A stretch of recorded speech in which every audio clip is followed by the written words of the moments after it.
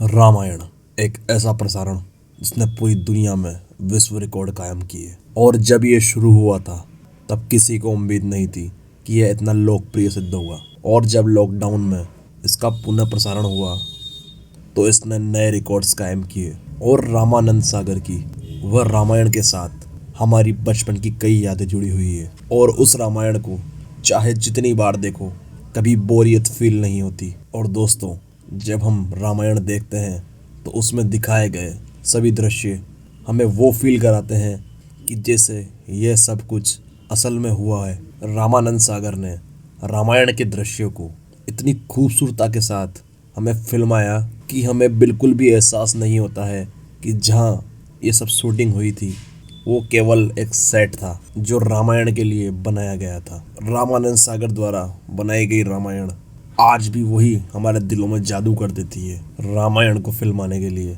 एक ऐसी जगह की जरूरत थी जहाँ वन, नदी, पहाड़, समुद्र तट सब एक जगह मौजूद हो ताकि अलग अलग दृश्य को दिखाने में ज़्यादा दिक्कत व परेशानी ना हो। बहुत सारी जगह तलाशने के बाद एक जगह मिली जहाँ पर इस पवित्र कथा को दर्शाया जाए। और वो जगह थी गुजरात का एक छोटा सा गांव, उमरगांव। और यह जगह रामायण के लिए एक पर्याप्त स्थान था। ना तो यहाँ पर ज़्यादा भीड़ भाड़ थी जिस वजह से काम करने में दिक्कतें कम आती थी। हालांकि रामायण की ज़्यादातर शूटिंग रामानंद सागर के बंगले सागर विला पर हुई थी।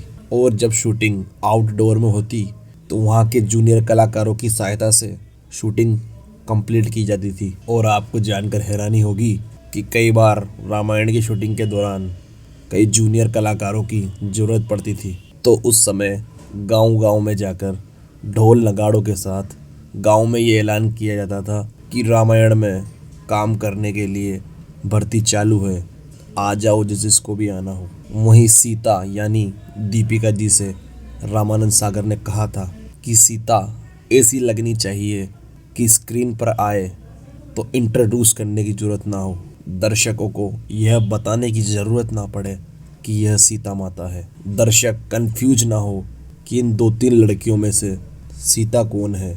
और दो चार टेस्ट के बाद दीपिका जी को फाइनल कर लिया गया। और दीपिका जी से पहले जूही चावला को माता सीता के लिए अप्रोच किया गया था, लेकिन उन्होंने इस रोल को करने से मना कर दिया था। और आपको जानकर हैरानी होगी, जब उस टाइम पर रामायण टीवी पर आया करती थी तो सड़कें व गांव सूने हो जाया करते थे। और सब अड़ोसी पड़ोसी जहां पर भी टीवी मिले वहां जाकर भीड़ लगाकर बैठ जाया करते थे और रामायण देखा करते थे। और उस रामायण का वह दौर था जब रामायण शुरू होने से पहले कई लोग तो टीवी पर माला व अगरबत्ती भी लगाया करते थे।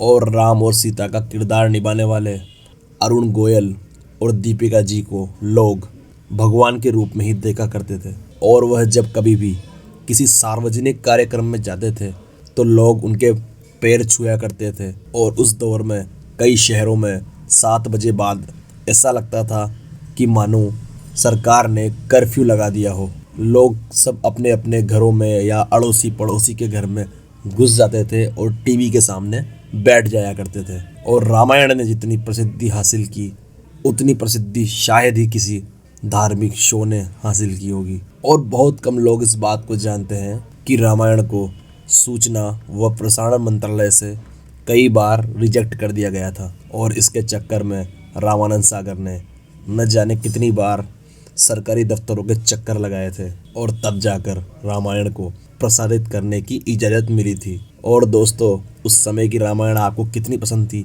एक लाइक देकर ज़रूर बताएं ताकि हमें पता पड़ेगा कि उस रामायण का दौर आज भी कम नहीं है। और वीडियो अच्छी लगी तो लाइक, शेयर और चैनल को सब्सक्राइब ज़रूर कीजिएगा।